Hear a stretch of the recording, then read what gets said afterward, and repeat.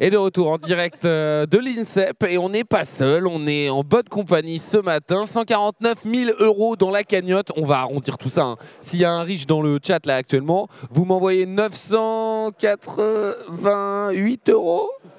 Ouais, c'est ça. Oh là là, je suis chaud. Je suis chaud en maths après presque 30 heures de live. On est en très bonne compagnie. Je vais vous présenter un petit peu tout ça. Merci pour votre générosité. Vous savez que tous ces dons ne servent pas à rien. Ils vont directement dans la recherche, directement pour aider les chercheurs à avancer sur des traitements, directement pour aider les malades et leurs familles. Donc, c'est quand même un bon investissement. On se sent bien après avoir fait un don. Et même 1 €, bah, c'est quand même 1 € et ça fait plaisir. Ça va, Dastoup? Ça va et toi? Ça va très bien. On va vous présenter un petit peu qui est avec nous ce matin. Ça fait plaisir. C'est quand même une team que j'aime bien parce que on reconnaît les visages familiers du Téléthon Gaming. Vous la voyez à côté de nous sur son fauteuil avec ses cheveux bien coiffée, je sais pas. Emma, comment ça va Emma? Ça va et vous? Ça va très bien, ça nous fait plaisir de t'avoir avec nous. Bah oui, je suis contente d'être par you. Tu es une figure emblématique du Téléthon Gaming, on te voit depuis des années. Tu bosses aussi dans le jeu vidéo, notamment dans un studio français qui commence par U, qui finit par Soft. Par Bisoft. Par Bisoft. T'as bossé sur Assassin's Creed Mirage aussi? Ouais. Ouais. Et on va revenir un petit peu là-dessus, sur le jeu vidéo et tout. Juste à côté de toi, il est là, ça me fait plaisir parce que je ne l'ai pas vu depuis l'année dernière et je suis content de le retrouver. Il s'appelle Jonathan. Jonathan, il est atteint d'une maladie donc rare, mais pas que, parce que surtout ce que j'aime chez Jonathan, c'est qu'il fait du football et ça, on va revenir sur ta carrière de footballeur professionnel en fauteuil. Et tu es aussi enseignant, tu donnes des cours maintenant. Ouais, je donne des cours à l'université de Paul Sabatier à Toulouse, dans l'informatique. Dans l'informatique. Cool. Et tu m'as même dit que ce qui est ouf, c'est que tu donnes des cours là où tu as fait tes études, ce qui fait que maintenant tes profs sont devenus tes collègues. C'est ça, et ça fait assez bizarre au début, parce que des fois on voit le côté prof, donc, très structuré, etc. Et puis quand tu passes de l'autre côté, en fait c'est des humains comme tout le monde, hein, les profs. Ah bon? C'est fou. Le mythe s'effondre. Le mythe s'effondre, dis pas la vérité comme ça. À côté de toi, il y a Valentin avec sa veste jaune. Valentin, entrepreneur, et il a fait un truc de ouf, Valentin, et streamer, hein, bien évidemment. Évidemment, oui, avant tout. Avant tout. Valentin, il a développé un logiciel d'accessibilité pour le jeu vidéo. Il me l'a montré un petit peu hier, si vous étiez avec nous. Je vous jure, c'est assez incroyable. C'est Playability. Exactement, ouais. Exactement. Google m'a appelé après la séquence d'hier. Ils veulent acheter ton logiciel. On est intéressé. On est intéressé. Tant que ça reste dans la même... Exactement. Tant qu'on garde nos valeurs autour de l'open source, autour du fait de vraiment donner accès à tout le monde, on peut discuter. Écoute, je vais te mettre en contact avec le patron de Google. Il nous regarde actuellement, il est dans le chat. Le dernier membre de ce plateau, c'est Rodolphe. Rodolphe Racon. Ça va, Rodolphe? Oui, ça va très très bien. Tu es intervenant, compensation technique. Alors qu'est-ce que ça veut dire? Ouais, exactement, c'est ça. Alors intervenant, compensation technique, donc à l'AFM, l'AFM a deux missions. La mission guérir, donc toute la partie recherche, et la mission aider. Donc dans la mission aider, il y a une direction qui s'appelle la direction des actions auprès des familles. Comment accompagner les familles vers donc il y a des collègues qui les accompagnent vers le réseau de proximité, vers la partie les gens qui ont besoin d'une aide technique, une aide humaine. Comment les accompagner pour obtenir des financements, un certain nombre de choses. Et il y a la partie ces personnes-là nous met en contact avec des familles qui ont un besoin technique, un besoin de compensation. Donc, soit un accès à l'ordinateur, l'accès à la téléphonie, l'accès aux jeux vidéo. L'accès à la société, en fait, tout simplement. L'accès aux jeux vidéo, comment jouer parce que mon handicap évolue. Donc, nous, on intervient à ce niveau auprès des familles. Et on va revenir justement sur cette accessibilité aux jeux vidéo. Il y a une étude anglaise qui a été faite sur les 18-25 ans, c'est ça, Rodolphe? 18-35 ans. 35 ans. Donc une étude anglaise qui a été faite sur les personnes atteintes de la myopathie de Duchenne et ce que le jeu vidéo leur apportait dans leur quotidien. Et à partir de cette étude, les chercheurs ont été un peu surpris. C'est que le jeu vidéo apportait énormément de choses. Déjà, rencontrer des personnes, parce que souvent il y a des périodes, par exemple là c'est l'hiver, et c'est vrai que sortir quand on a un handicap c'est un peu compliqué. Complètement. Par le biais du jeu vidéo, on rencontre énormément de personnes. C'est aussi se mesurer aussi avec d'autres joueurs qui sont valides. C'est aussi à des moments de stress que par rapport à la maladie, quand on sort d'une consultation médicale, quand on rencontre un chercheur. Se détendre. Se détendre, se calmer, se défouler. Et donc le jeu vidéo apporte énormément de choses aux personnes. Et bien justement, le jeu vidéo, ça représente quoi pour vous, Emma? Le jeu vidéo, ça représente quoi? Alors toi, ça représente un aspect professionnel ça et personnel. Mon travail, quoi, mon salaire. Non, ça représente plein de choses. Ça représente, c'est quand même un art. Faut pas l'oublier. On est le 10e art. Ouais. Voilà. Donc vive la reconnaissance du 10e art. Mais c'est aussi ce que j'aime dans le jeu vidéo, c'est que c'est un média comme de divertissement, qui est aussi là. C'est important d'avoir dans la société, en tout cas dans le divertissement aussi, d'avoir du divertissement qui puisse passer des messages importants, qui sert aussi de représentation et qui sert à pousser la représentation de tout ce qu'on a dans la société, dans toute sa diversité en fait. C'est le but d'un produit culturel comme le jeu vidéo. Et c'est quoi tes styles de jeu à toi, Emma? Tout. Il n'y a pas de... Bon, ok, c'est quoi les jeux que tu n'aimes pas alors du coup? Non, en ce moment, genre, c'est hyper cliché parce que je suis gestionnaire de prod, mais c'est des jeux de gestion. Des jeux de gestion. C'est vraiment ma vie et d'organiser des trucs, genre, même dans le privé. C'est vraiment, Emma, elle a fait de sa vie le jeu vidéo incroyable. Quoi comme jeu de gestion en ce moment? Non, les simulations de vie, de temps en temps, c'est les Sims. Les Sims. Anno ou trucs comme ça. Les gestions de population et à travers le temps, finalement. Exactement, les God Games ou trucs comme ça. En vrai, j'adore ce genre de jeu, c'est juste, ça demande tellement de temps parfois. Mais ça fait trop plaisir de voir sa petite ville évoluer et tout. Jonathan, ça représente quoi le jeu vidéo pour toi? Moi, le jeu vidéo, j'ai grandi avec parce que mon frère, qui a 4 ans de plus que moi, m'y a mis un peu. Et donc du coup, moi je m'en sers beaucoup, je fais du foot fauteuil, donc tout ce qui est compétition, tout ça j'adore. Ok, donc, tu fais de l'e-sport sur le jeu vidéo? Oh non, tu fais des classés sur le jeu vidéo, c'est ça? Ouais, du classé, je fais pas de l'e-sport non plus, mais du classé, et c'est vrai que ça m'a permis de me mesurer à mon frère quand j'étais petit. Et j'ai continué toujours comme ça, donc moi ça va être des jeux comme FIFA, Fortnite, des jeux où tu te bats en ligne contre d'autres gens et tu essayes d'être le meilleur. Call of Duty aussi à l'époque où c'était bien aussi, ouais. T'as joué au dernier Call of Modern Warfare 3? Pas encore, j'étais sur Fortnite parce qu'il y avait le chapitre 1 qui était revenu. Oui, c'est vrai. Voilà, donc comme tout le monde. Et t'as testé Lego Fortnite qui est sorti cette semaine? J'ai essayé, mais j'ai fait 1 ou 2 parties seulement, j'ai pas eu le temps de beaucoup m'y mettre. Encore, ouais. C'est cool, franchement c'est cool. Et vu que tu fais des classés et tout, t'as joué un peu à des jeux où parfois tu as besoin d'une squad avec toi et tout, ou pas? J'ai eu une période League of Legends beaucoup. Ça me parle. Ouais, tu m'étonnes. Mais ouais, c'est cool. J'ai pas un très bon niveau quoi. Après, je m'amuse. C'est le principal quoi. C'est le but d'un jeu vidéo. C'est ça. On n'a pas besoin d'être le meilleur. Val, le jeu vidéo, ça représente quoi pour toi? Une passion comme tout le monde ici, mais aussi un truc dans lequel je bosse depuis des années, parce qu'à 22 ans, j'étais coach Wii Fit pour Nintendo. Mais je vendais des Nintendo Wii en faisant des pompes et du yoga. C'était toi? En supermarché, ouais. Et puis ça m'a toujours suivi. Et c'est vrai que depuis une dizaine d'années, je suis spécialisé. Moi, je suis inventeur, c'est mon métier. Oui. Et je crée plein d'inventions, notamment pour l'industrie du jeu vidéo. Ça avait passé par des joysticks de 2 mètres de haut. C'est passé par plein de systèmes où les viewers prenaient le contrôle à distance. Aussi des trucs un peu barrés comme le Nautilus Rift que j'avais fait pour Ubisoft et South Park, justement. Donc, qui était un device où quand tu pétais dans le jeu, tu pétais dans le nez. Donc ça te pétait dans le nez. Donc voilà, ça a toujours été un peu vraiment un fil conducteur et surtout comment on s'amuse autrement avec le jeu vidéo. Donc voilà, moi je baigne là-dedans et je suis passionné de cet univers et ma créativité vient de là, quoi. On va revenir sur ce que tu as inventé et ce que tu nous présentais hier en caméra volante, mais il faut absolument, si vous n'avez pas vu ça, en plus là, tout à l'heure quand tu nous as présenté, on était sur la chaîne Twitch du Téléthon. Là, on est sur la chaîne Twitch aussi de France Télévisions. Donc il faut absolument qu'on fasse découvrir cette technologie incroyable au plus de monde possible. Ça tombe bien, on va aller la tester. On va aller juste la tester tout à l'heure, avec Dude et avec Jonathan. Donc ça va être trop cool. Et Rodolphe, le jeu vidéo pour toi? Le jeu vidéo, c'est déjà donner du bonheur aux gens. Attends, mais t'es un gamer toi? Oui, je joue très très mal au foot dans la vie de tous les jours. Donc t'es bon sur FIFA? J'essaye de jouer sur FIFA. Et forcément, quand on accompagne les gens autour de jeux vidéo, faut s'y mettre, faut aussi connaître un peu les jeux, savoir un petit peu ce que ça va apporter aux personnes. Et donc ça m'a permis par exemple de rencontrer le monsieur avec le blouson jaune qui est juste à côté. Valentin, parce que Valentin, on s'est connus sachant ce que je faisais, lui, ce qu'il faisait aussi, on pouvait se réunir. Et donc on a échangé énormément, donc ça fait quasiment 1 an qu'on se connaît. Donc c'est parti d'une belle aventure sur lui, sur les aides techniques, ce qu'il pouvait apporter aux personnes.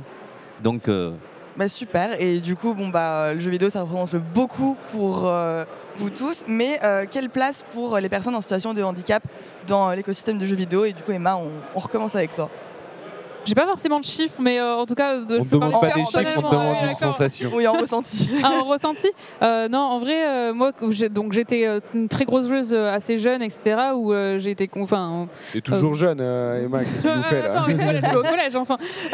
Mais du coup, en tout cas, pour moi, ça a été aussi pendant très longtemps pour lutter contre l'isolement, etc. Puis au collège, j'étais dans une petite bourgade. On va dire que la société n'est pas hyper accessible, le divertissement à l'extérieur n'était pas accessible.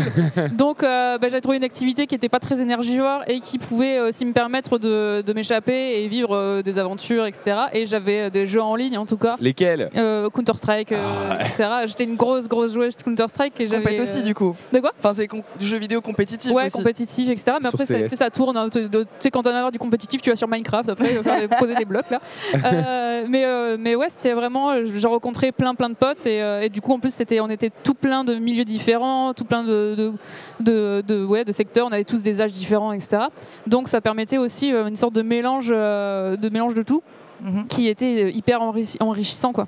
Ok. Voilà. Et du coup, Jonathan, tu as une expérience similaire? Oui, c'est ça. En fait, encore une fois, à partir du moment où on nous met face à un jeu vidéo, le handicap, il n'existe plus tellement. On peut s'affronter face à des personnes valides. Et c'est pas pour autant que la personne valide va nous exploser, au contraire. T'inquiète pas, hier, on a eu des belles parties de League of Legends et je peux te dire que les personnes valides se sont plutôt fait stomp par les personnes en situation de handicap. Cool, ouais. Et pour le coup, c'est vrai que ça, c'est mon retour d'expérience, mais j'ai des amis qui sont alités, par exemple, qui ne peuvent pas sortir de leur lit, etc. Ouais. Et c'est pareil, les gars, ils sont sur WoW, c'est des machines, quoi. Et donc, du coup, je pense que le tunnel World of Warcraft. Ouais. Et donc, du coup, c'est incroyable. Enfin, pour le coup, il y a vraiment le gaming, le e-sport, ça permet d'enlever toutes ces barrières, etc. Et donc, je trouve ça vachement intéressant à voir se développer. Si je peux rebondir sur ce qu'il dit, si vous voulez tous rebondir, il n'y a pas de souci. Moi, je préfère que ce soit une conversation plutôt que des questions et des réponses.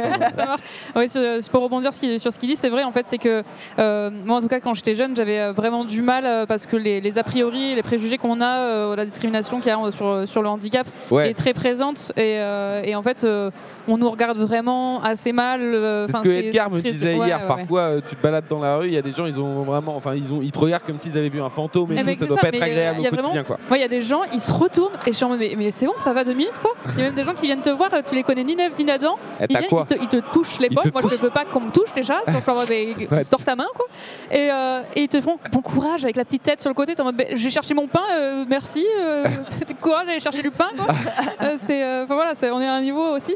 Et c'est vrai que le jeu vidéo, c'était moi, ça m'a permis d'avoir des relations aussi sociales où j'étais rassurée parce que je me dis ok, j'ai pas je suis pas directement cataloguée, il n'y a pas directement des a priori. Je suis pas Emma en situation de handicap dans mon fauteuil et tout, je suis Emma la gameuse qui va te défoncer sur CS. C'est que voilà, il n'y a pas les a priori, t'es pas confronté directement à des questions hyper gênantes, etc. où les gens en fait ils te considèrent comme un égal, alors que c'est vrai que dans la vie de tous les jours, la société ne te rend pas forcément égal, c'est ça? Ouais, c'est ça, les gens t'infantilisent assez souvent en fait, et c'est un regard que aussi le jeu vidéo permet, le divertissement et les médias permettent de changer aussi, donc faut qu'on y mette du nôtre, quoi. Okay.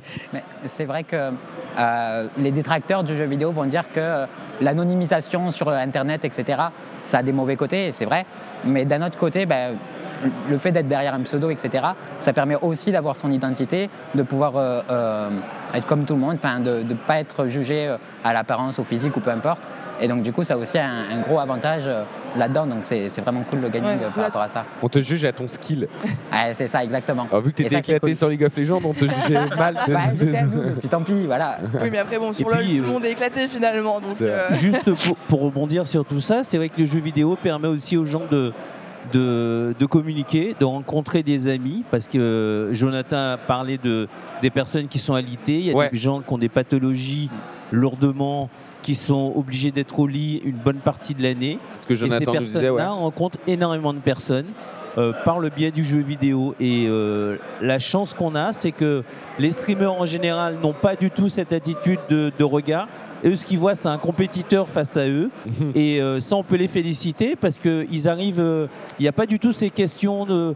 Est-ce que tu as un handicap? Quelle est la couleur de ta peau? Est-ce que tu as les yeux bleus? Il n'y a pas du tout ce regard, comme disait Emma, vis-à-vis des personnes. Ils ont un joueur en face d'eux. Ça peut devenir un ami. Et souvent, les gens, les personnes que j'accompagne me disent, mais le jeu vidéo, c'est mon médicament. en attendant le traitement. C'est un médicament. Et ça leur permet de s'évader des parents, de la maison, du domicile, de rencontrer des gens et de communiquer avec des personnes en France, mais aussi de par le monde. Je veux dire en Europe, de rencontrer des gens, d'apprendre aussi, parce que souvent les gens n'ont pas été scolarisés, donc l'anglais c'est quelque chose qu'ils ne maîtrisent pas. Et on a vu, grâce à des jeux, les gens ont pu... Tout le monde parle anglais sur les jeux vidéo en ligne, League of Legends, CS et tout. Pour communiquer, on parle en anglais. Ouais. Et c'est vrai que c'est un outil. C'est l'outil déjà pour sensibiliser les personnes. Sensibiliser, on voit les associations qui travaillent avec le jeu vidéo pour permettre à des malades de comprendre un peu leur pathologie. Ouais. Il y a aussi la partie pour diagnostiquer, des jeux qui ont été créés pour la maladie d'Alzheimer, permettre aux gens de diagnostiquer une pathologie. Les personnes qui ont des troubles de l'attention, des enfants. Ouf. En gros, ça englobe pas que le divertissement, le jeu vidéo. Non, en gros, aujourd'hui, le monde médical se sert aussi du jeu vidéo pour pouvoir faire passer des messages. Et ce qui est important, le monde éducatif, on a vu Minecraft, où les personnes ont appris. Emma parlait des Sims, où elle apprend à gérer un certain nombre de choses. C'est aussi un outil de partage parce que les enfants, il y a des enfants qui ne communiquent pas avec Playability. Ouais. Le fait de pouvoir avoir un faciès, pouvoir communiquer avec ses parents, même si on ne parle pas. Qui est le logiciel que Valentin a développé. Oui, c'est vrai que c'est des jeux et tout est complémentaire. Ouais. Il n'y a pas de secteur et les gens, un jeu vidéo peut permettre aux personnes de communiquer. Ça leur permet de sensibiliser parce que les chercheurs l'utilisent énormément. Et c'est vrai que pour apprendre aujourd'hui, le jeu vidéo, c'est un outil. Et souvent, les parents disent à leurs enfants ils vont passer trop de temps sur les consoles de jeu. Ouais. Alors que c'est pareil qu'à l'époque de la micro-informatique. Quand l'informatique est arrivée, les parents disaient non, il ne faut pas qu'il passe trop de temps sur son ordinateur parce que sinon, il fera pas ses devoirs. Et les choses, on peut être sur sa console de jeu et en même temps, on apprend. Oui. C'est un peu comme les plateformes Netflix où les gens ont appris l'anglais parce qu'ils ont regardé des séries en VO. Ouais. Et aujourd'hui, il y a des gens qui n'ont jamais pris de cours d'anglais mais qui parlent anglais couramment. Ton histoire, elle me fait penser à quelque chose assez ouf. Il n'y a pas longtemps, j'ai animé une convention qui s'appelait les Geek Days à Lille. Ouais. Et j'ai rencontré des développeurs de jeux vidéo. Et alors, eux, ils étaient spécialisés dans le jeu vidéo, mais pour les aveugles. Et je me disais, c'est vrai, j'ai jamais pensé à ça. Je me disais, les personnes qui ne voient pas, ils n'ont pas la même. Enfin, tu vois, ils peuvent pas jouer à League of Legends, tu vois, entre guillemets. Par contre, du coup, eux, ils se sont donné comme mission de développer des jeux plus sonores, basés sur les sensations. Bien et sûr. Tout. Parfois, tu peux mettre une petite, comment on appelle ça, une combinaison, une veste qui va te donner des sensations. Ouais, c'est ça, exactement.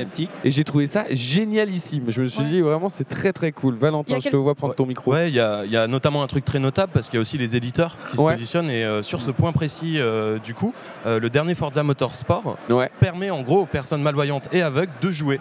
Et en gros, il y a tout un système du coup où on va pouvoir au son, un peu comme un radar de recul qui va faire bip bip bip et tout. Mais c'est maintenant à l'intérieur des jeux. On n'a même plus forcément besoin de développer des solutions et tout. On a les éditeurs qui donnent ces options pour pouvoir jouer. Tu vas te retrouver au chômage, Val. C'était ton truc. Je pense pas. On a encore beaucoup de travail. Ouais, et puis c'est chouette. Il y a quand même quelques gros éditeurs qui ont en tout cas des gros jeux qui sont quand même des exemples aussi au niveau accessibilité. Genre, je crois que c'est The Last of Us 2 et God of War qui sont quand même assez souvent pris en exemple pour que ça soit au niveau d'être malentendant et sourd ou malvoyant et aveugle. Mais effectivement, les éditeurs doivent en soi c'est pas au Game Awards qui a gagné. Je sais qu'il y avait une catégorie d'accessibilité et tout. T'as pas regardé les Game Awards? Je préparais le Téléthon, j'ai pas eu le temps de les regarder. Je crois que c'était Forza. Je vais aller checker ça. Mais il y a un jeu que vous avez cité aussi qui a depuis le début un paramètre pour les personnes malentendantes. C'est Fortnite. Ouais, c'est ce que j'allais dire aussi. Où il y a une roue où en fait visuellement, parce que donc le jeu il est vachement basé sur les déplacements et visuellement on voit où sont les personnes et du coup ça permet d'avoir une expérience de jeu quasiment similaire. Il y a même pour les sourds et malentendants, parce que j'avais discuté avec des personnes en tout cas qui avaient fait des feedbacks sur des jeux. Par exemple, rien que dans les manettes, les vibrations, quand on fait des actions, sont hyper importantes parce que l'immersion, en fait, elle est mieux, elle est meilleure, elle est plus sympa, en fait, tout simplement. Je viens de vérifier, c'était Forza qui a gagné le prix au Game Awards du jeu accessible de l'année. Et donc, vu ce que tu nous as décrit, Valentin, c'est sans doute mérité. Ouais. Du coup, bon, on a parlé de jeux vidéo, ce qui était un peu développé, mais Rodolphe, est-ce que tu peux nous dire un peu plus sur les compétences qui sont utilisées et développées via les jeux vidéo ?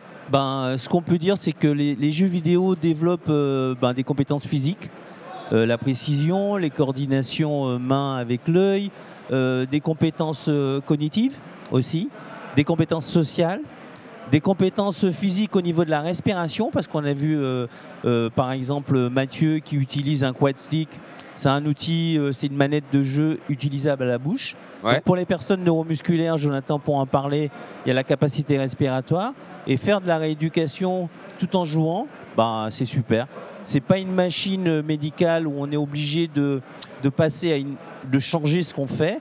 On peut faire de la rééducation en jouant. Et on s'est aperçu que ces compétences-là, ça se développe avec ce type de manette, parce qu'il y a des personnes qui ne peuvent plus utiliser une manette classique. Ouais. Alors il y a des adaptations. T'as pas des trucs à nous montrer, je pense qu'il y a des choses qui sont en train de passer à l'écran. Mais non, regarde, suffit juste, on va te montrer ça à l'écran si tu veux. Il y a des consoles bien spécifiques et tout.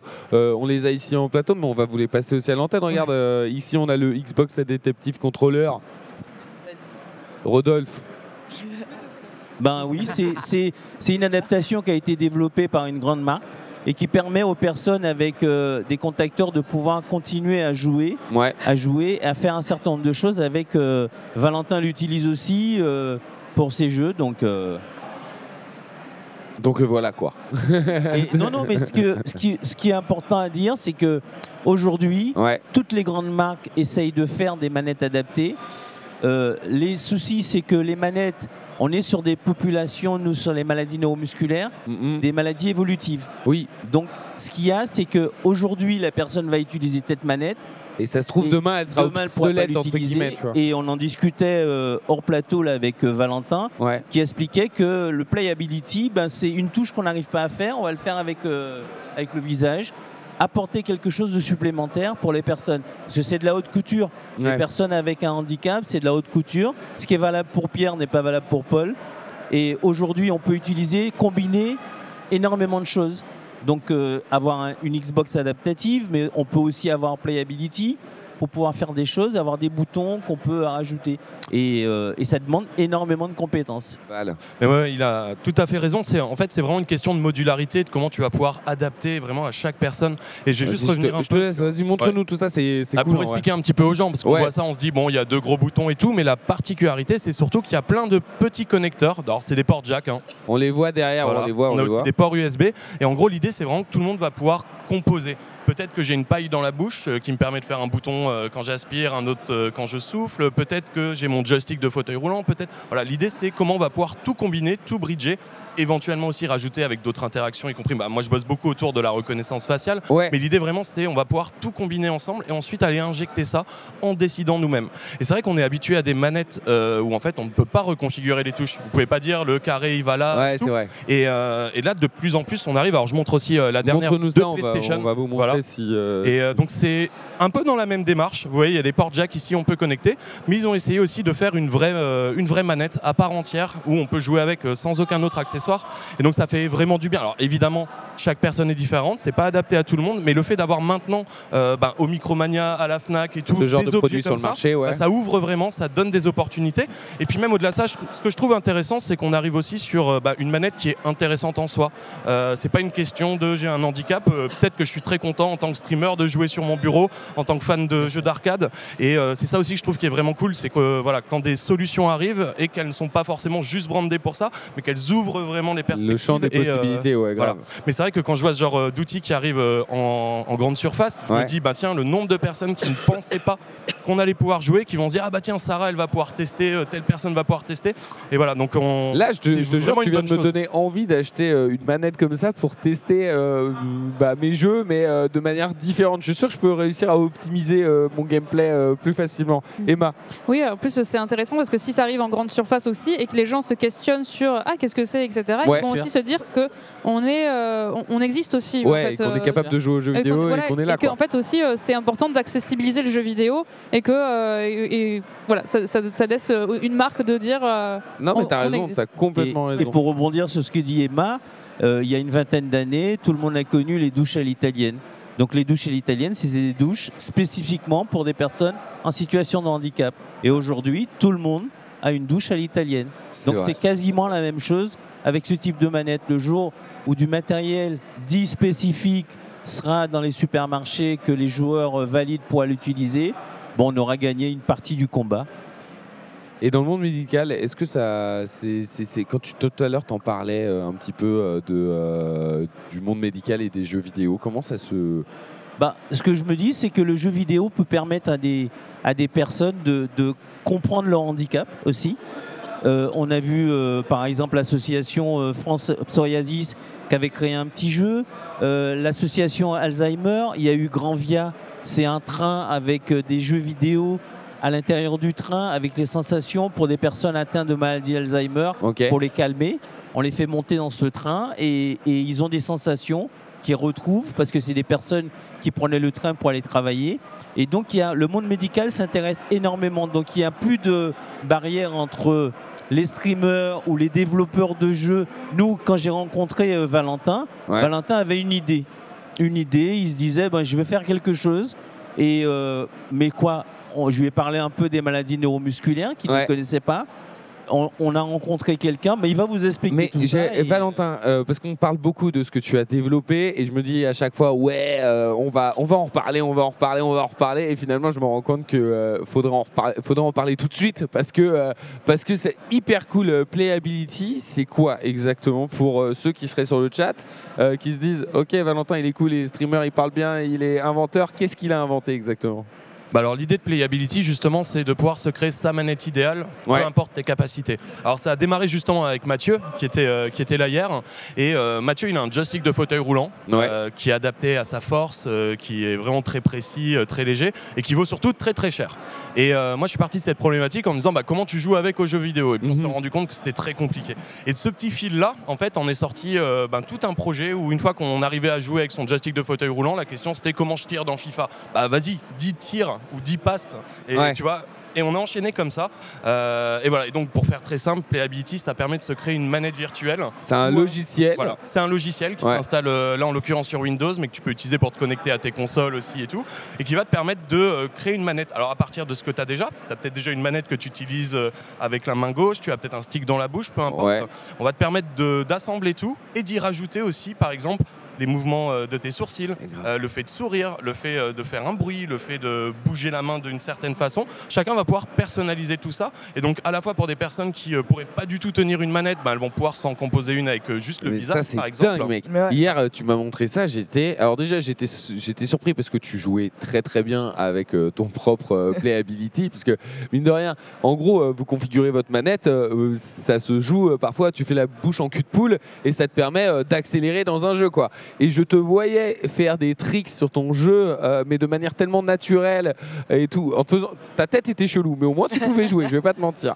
Et c'était hyper impressionnant. J'espère qu'on va pouvoir aller tester ça. Je sais que c'est prévu. On va aller chercher Dude pour qu'il s'installe et tout. Et puis tout à l'heure avec Jonathan, vous allez nous montrer ça parce que c'est passionnant. Mais aussi à dire, parce que là on parle de Playability, et en fait quand tu vois l'interface c'est aussi hyper accessible, justement parce que quand on raconte comme ça avec la reconnaissance faciale et tout, on peut dire qu'est-ce que c'est. Ça a l'air compliqué. Ça a l'air compliqué. En fait, non, pas du tout. Il y a vraiment écrit sourire, sourcil gauche, et c'est hyper accessible aussi à ce niveau-là. L'interface est très bien foutue. On dirait, ça sera peut-être un compliment pour toi ou pas, mais on dirait un petit peu un interface un petit peu à la Apple, c'est-à-dire que c'est simple d'utilisation quoi. L'expérience utilisateur est cool d'après ce que j'ai vu. Après, Emma, toi, t'as pu tester un peu Playability, t'en as pensé quoi ? C'est trop cool, effectivement. Je peux rien dire parce que c'est trop cool. D'accord, c'est un bon développement. Je pense que merci beaucoup pour l'interface, parce que là c'est le développeur qui est à l'arrache, qui trouve que c'est dégueulasse et qui a encore 15 millions de trucs à faire, donc ça me fait très plaisir.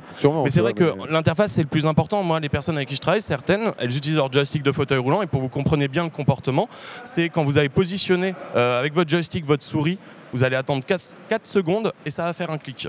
Donc voilà, à partir du moment où on part de besoins de base qui sont d'avoir le truc le plus simple, après on est obligé de créer des interfaces où on ne va pas obliger la personne à faire 15 000 trucs et tout. Donc en tout cas, merci beaucoup. Le développeur est très content. Juste pour féliciter aussi Valentin, c'est vrai qu'il prend le temps d'écouter des personnes en situation de handicap. Et c'est important, comme l'a dit Emma, les sociétés qui développent des jeux vidéo pensent aux personnes avec des handicaps, l'accessibilité, qui travaillent déjà en amont sur le jeu, bien réfléchir, que les ingénieurs qui développent les jeux se disent à un moment donné, rencontrent aussi des personnes en situation de handicap, avec plusieurs handicaps, parce qu'il y a des personnalités, il y a des personnes qui peuvent bouger que le visage, il y a des gens qui peuvent utiliser qu'une main pour jouer, il y a des gens qui jouent avec le menton, il y a des gens qui jouent avec la tête, et l'idée c'est de tenir compte de tous ces besoins-là, de pouvoir les créer dans des jeux vidéo, de penser aussi que tout le monde n'a pas la même rapidité pour pouvoir faire des choses. C'est sûr. Donc de se dire que... et tout ça, je pense que là, on peut améliorer les choses. Et l'avantage, encore une fois, c'est de rencontrer des personnes en situation de handicap, d'écouter un peu leurs besoins, et à partir de là, travailler avec eux. Et donc, je sais que la marque dans laquelle travaille Emma, il y a quelqu'un qui est spécialiste de l'accessibilité et qui écoute énormément tous ces retours de questionnement. Parce que ce qui est important, c'est de ne pas faire le deuil quand on est fan d'un jeu, de se dire je ne peux plus y accéder parce que j'arrive pas à faire ça. Et donc d'abandonner, parce que dans les pathologies évolutives, les gens font le deuil de la marche, le deuil d'un certain nombre de choses. Faire encore le deuil de jouer, c'est très très difficile. Dastoup. Oui, moi on parle du jeu vidéo, l'accessibilité, etc. Mais pour revenir un peu à vos débuts, où peut-être il n'y avait pas autant d'options, est-ce que Jonathan, par exemple, tu peux me dire, au début, tu as rencontré des difficultés, toi, en tant que gamer? J'ai de la chance, moi, à partir du moment où tu me mets une manette dans les mains, j'arrive à peu près tout faire, donc j'ai jamais eu de problème particulier. Après, ce que je note, c'est que, alors c'est pas le cas pour tout le monde, mais moi je sais que les manettes ont évolué, elles sont un peu plus grosses maintenant, et je sais que ça tient plus facilement en main pour moi que les manettes qui étaient petites, comme sur PS1 à l'époque, ou sur Mega Drive où on avait 3 boutons là, qui étaient un peu plus galères à appuyer. Donc je trouve que c'est plus ergonomique, mais d'une manière générale, pas que pour le handicap. Mais après, par exemple, c'est encore une fois d'une personne à l'autre, ça change. Je discutais par exemple avec Valentin tout à l'heure. Lui, il me disait qu'au contraire, les manettes qui sont plus grosses maintenant, c'est plus galère pour lui. Donc lui, il a d'autres solutions. Donc, je pense que ça dépend vraiment d'une personne à l'autre. Moi, c'est la même chose. Je préfère les petites manettes, les petites souris. Et genre même mes manettes préférées, c'est celles de Switch parce qu'elles sont en fait, tu peux mettre tes mains croisées, etc. Ça réagira pareil en fait. Donc c'est cool. Forcément, tu peux prendre des positions qui sont plus confortables pour toi et qui te permettent d'avoir les mêmes sensations en termes de gameplay. Dastoup, quelque chose à rajouter ou pas? Non, t'es pas obligé. Sur ce sujet, non. En fait, on a les retours d'expérience. Oui, c'est vrai. c'est vrai. Est-ce que Doud est dans le coin? Non, il est pas dans le coin, mais c'est pas grave. Moi, ce que je vous propose, la team, j'ai trop envie. Rodolphe, t'as un truc à rajouter? J'ai trop envie d'aller tester Playability avec Jonathan et Valentin. Moi, ce que je pourrais dire, c'est que toutes les associations, nous aujourd'hui, je prêche un peu pour la FM parce que on a développé ce service pour permettre aux personnes d'accompagner les gens, d'aller les voir, d'aller à leur domicile, de les rencontrer dans leur chambre et donc vraiment se déplacer auprès des personnes, pouvoir leur apporter cette aide parce qu'une personne en situation de handicap, il y a beaucoup de grosses enseignes qui ne vendent pas de matériel adapté forcément. Et les gens ne savent pas. Et aujourd'hui, on peut demander seulement ce qu'on connaît. Quand on ne connaît pas les choses, on ne sait pas. Je veux dire, c'est bien de parler, de faire de la pédagogie, de montrer un peu les outils adaptés qui existent, des personnes qui... Parce que quand on regarde, on parlait du poids tout à l'heure, entre la manette de la PS4 et la manette de la PS5, il y a quand même 80 grammes de différence. Et 80 grammes pour une personne avec une pathologie neuromusculaire, c'est énorme. C'est énorme, C'est énorme. Donc ça peut entraîner le deuil d'un jeu vidéo, mais heureusement, il y a des solutions. Et heureusement qu'il y a de plus en plus de solutions. Mais je veux dire, le problème, c'est d'aller vers les gens, de les accompagner. Et on a su faire ce travail-là, de rencontrer aussi des inventeurs, d'aller les voir, de leur parler un peu des besoins qu'on rencontre, parce que nous, on peut répertorier un peu les difficultés des personnes. Aujourd'hui, il y a des gens qui n'ont plus du tout de mouvement. Ils veulent jouer avec le pilotage à l'œil. Donc, il y a des logiciels de des dispositifs de pilotage à l'œil, donc pouvoir jouer avec son œil, de pouvoir faire des choses. Aujourd'hui, les gens peuvent piloter leur ordinateur, mais pouvoir jouer, donc c'est aux développeurs de jeux de penser à tout ça. Et bah écoute, je pense que c'était complet. Valentin, t'as envie de j'aimerais bien rajouter un petit truc quand même qui me tient beaucoup à cœur, parce qu'on a parlé des solutions des grands fabricants et c'est génial, elles arrivent enfin, mais il y a un truc vraiment à comprendre, super important, c'est la place en fait des bricoleurs, des bricoleuses, des makers. On parle de tous ceux qui vont fabriquer des solutions. Et là par exemple, je vous montre un joystick qui est fait par David Combarieux de HitClick et c'est un de ses nombreux artisans. C'est le mot et on en est fiers, j'en fais partie, qui en fait vont venir servir les besoins des personnes et vont permettre d'avoir des solutions concrètes. Parce que voilà, donc là par exemple, concrètement c'est un stick d'arcade, voilà, qui est c'est juste un joystick. Mais du coup, ce genre de solution, elle n'existait pas avant et c'est vraiment des petits artisans qui les fabriquent, voilà. Et il y a aussi des gens comme Teddy de Anti Arcade. Enfin voilà, il y a toute une collection et je voulais vraiment rendre hommage. Et on va aller faire la petite démo. Je voulais parler de ça aussi en vraiment t'as complètement raison, Valentin. Les gens qui bricolent, qui et prends le temps qu'il te faut pour faire passer ton message et tout. Jonathan, je te propose, on va partir avec Val, on va aller rejoindre Dude qui est à côté du poste de Val. Et venez avec nous les amis, on va vous montrer l'application et le logiciel que Valentin a créé et inventé. Je vous jure, c'est assez incroyable. Et puis surtout, ils vont vous faire une démonstration. Et Dastouk, toi, t'as pu la voir hier, la démonstration? Je l'ai vue, je l'ai pas testée, mais pendant qu'on se dirige vers eux, je voulais profiter pour vous dire qu'on est à un peu plus de 500 € du prochain palier de 150 000 €. N'hésitez pas à continuer à bourrer les dons. C'est le moment, on est encore dans la matinée, donc si on peut atteindre les 150 000 € dès maintenant, ça serait vraiment super. On parlera aussi de ça tout à l'heure, les amis. Sporty Papers qui fait aussi tout son possible pour rendre le jeu vidéo accessible à tous. Venez avec moi, vous allez pouvoir découvrir Playability, inventé par Valentin. Et Dude va vous présenter ça. Merci beaucoup Valentin, Jonathan, Emma et Rodolphe. On se retrouve tout à l'heure. De toute façon, je sais que vous êtes dans le coin. On vous laisse avec Mr. Dude Rocks. Dude, je te laisse gérer ça avec le génialissime Valentin et l'incroyable Jonathan. Le génialissime Valentin et l'incroyable Jonathan, c'est retenu. C'est vrai, parce que quand on voit ce qui est mis en place... C'est trop là, trop de love bombing, mais ça fait plaisir. Génialissime, je pense que le mot est faible encore avec ce que tu as inventé cette année. C'est récent en plus, si je me souviens ça bien. Date de cette année. Début 2023, il me semble. Exactement, et ça vient de Twitch, parce que voilà, je suis streamer avant tout, et c'était avant tout une aventure communautaire qui a dérapé un peu salement, puisque je suis entrepreneur maintenant. Bon, ça va, il y a des paris qui sont un peu moins intéressants que celui-ci, quand même, j'ai l'impression. Celui-là est passionnant et c'est vrai que je suis rentré dans un truc où le quotidien c'est trop d'amour, quoi. Imaginez, au quotidien j'ai des gens qui rejouent à leur jeu, c'est incroyable et je pense que j'ai trouvé ma voie là. Et là, le pari avec Playability, c'était effectivement permettre aux gens de jouer ou leur permettre de rejouer aux jeux vidéo, ce qui n'est pas un pari, c'est pas un petit pari, c'est quelque chose d'absolument incroyable. Est-ce que vite fait, tu peux nous présenter l'interface? On t'a entendu discuter, expliquer tout ça. Là, concrètement, on a ça sous les yeux. Qu'est-ce qui se passe? Alors, très concrètement... Alors, attendez, je vais switcher déjà. Je prends ton micro, peut-être. Je mets de l'autre côté. Hop, hop, là. Je me glisse entre vous deux. Parfait. Alors voilà, très concrètement, c'est une interface où on va avoir des éléments qui vont être pris et récupérés grâce à la caméra. Donc là, par exemple, on a la détection de ton visage. Et donc, est-ce que tu peux nous faire une petite bouche en cul de poule? Voilà. Oui, alors... Bam. On a la bouche en cul de poule qui est détectée. Et c'est ça l'idée en fait. Donc là, je ne sais pas si on voit très très bien à l'écran, donc on a les mouvements de bouche. Donc arrête-moi si je me trompe, mais tous ces éléments que vous voyez sont des mouvements de la bouche. Donc c'est extrêmement précis déjà là. Et on a vu avec la bouche en cul de poule, est-ce que tu peux le refaire? Regarde la bouche en cul de poule, paf. Voilà, là c'est effectivement très bien détecté. On a mouvement des sourcils également, je vois. Ouais, des sourcils, on a les mouvements des yeux, mais après on va avoir aussi des sons, des mots.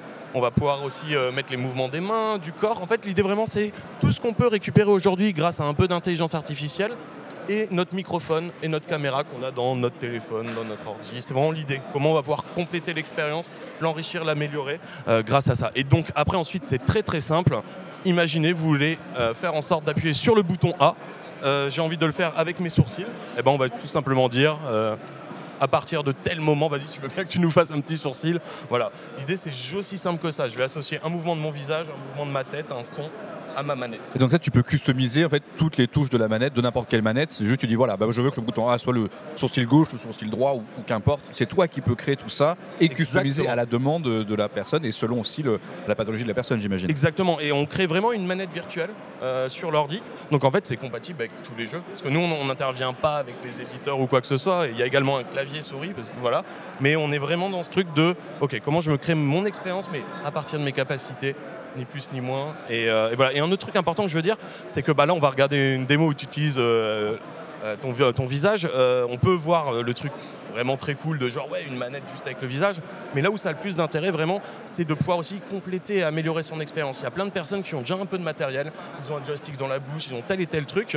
Mais il leur a toujours manqué les 2 boutons qui leur permettent d'entrer vraiment dans un truc de compétition où ils ne se sentent pas limités, ils peuvent commencer à performer. Et c'est ça aussi l'intérêt. Voilà, au-delà du côté spectaculaire de je bouge ma tête, ça avance. Là aujourd'hui, j'ai des gens qui avaient déjà une manette et tout, mais qui ne pouvaient pas appuyer sur les gâchettes de derrière.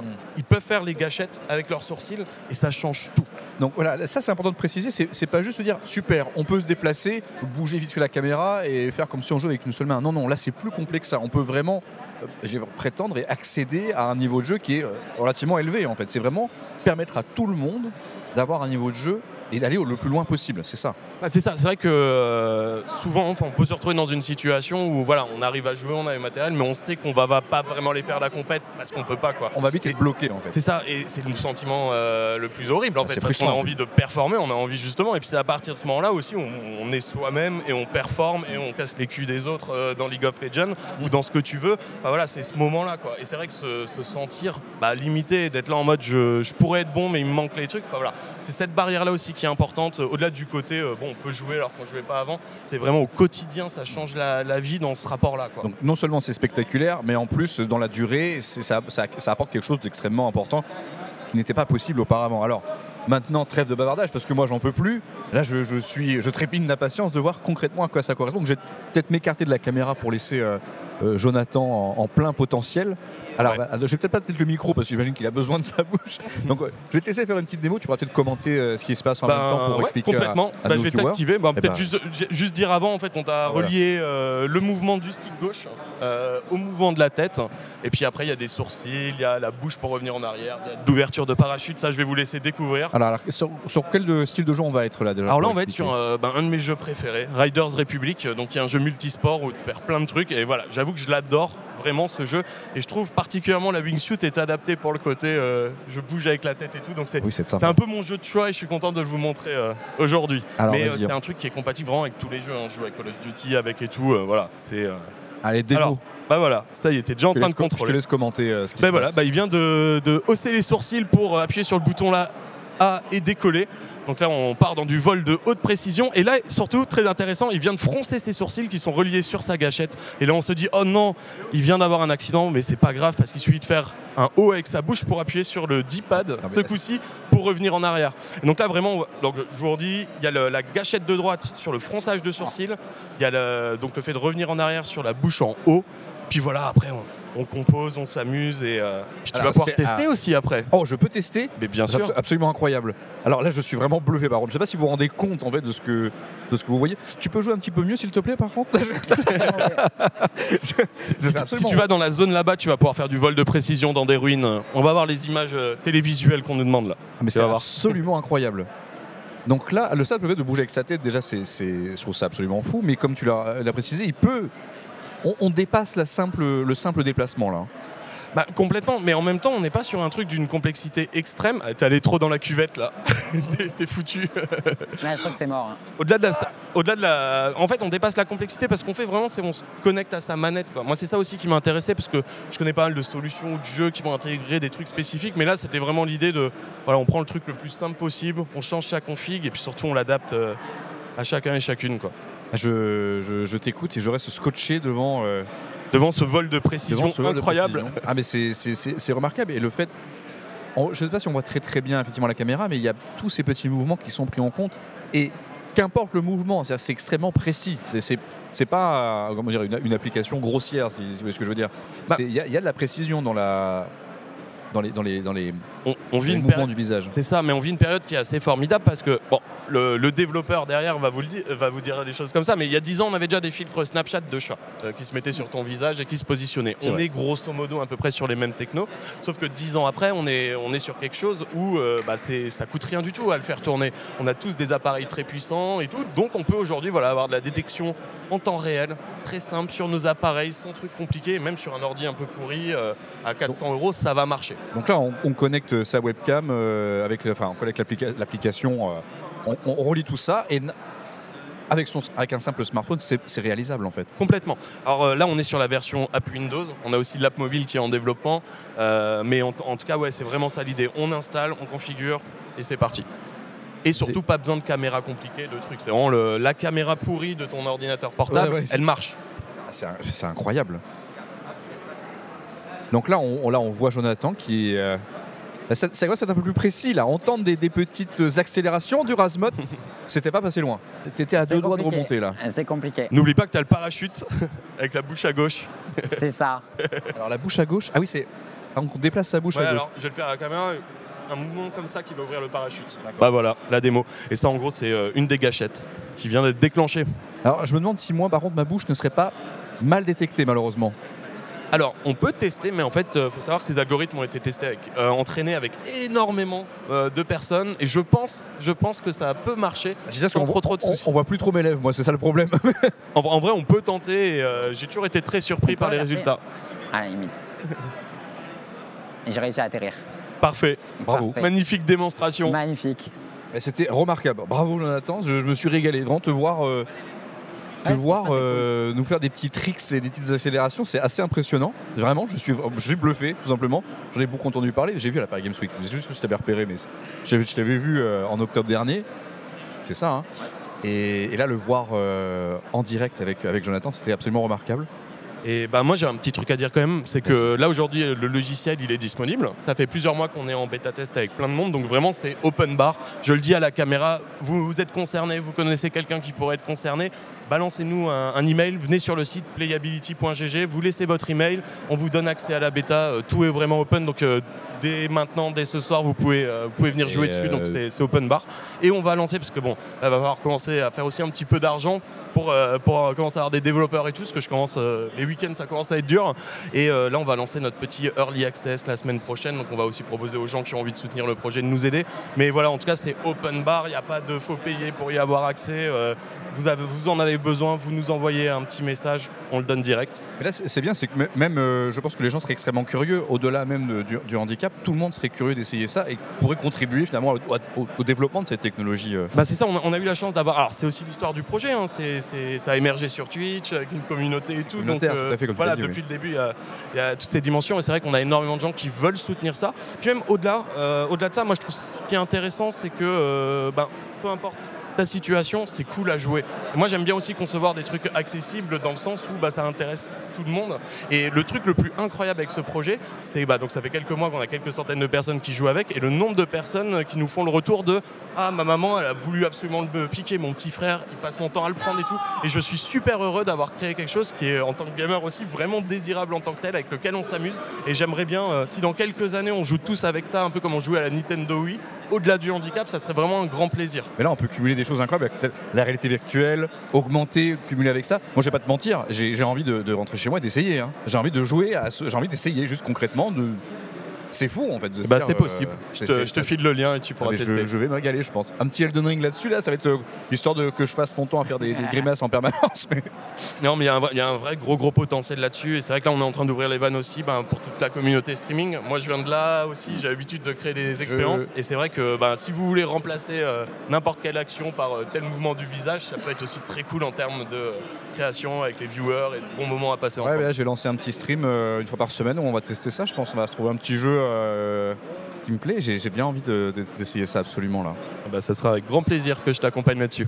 Eh bien écoutez, c'était cette petite interview. Alors je pense que là on va pouvoir relancer à nos chers animateurs qui sont en plateau là-bas. Merci beaucoup Valentin. Merci à toi de cette explication. Et puis merci à toi aussi merci beaucoup pour cette magnifique démo. La démo qui m'a régalé. Logiciel.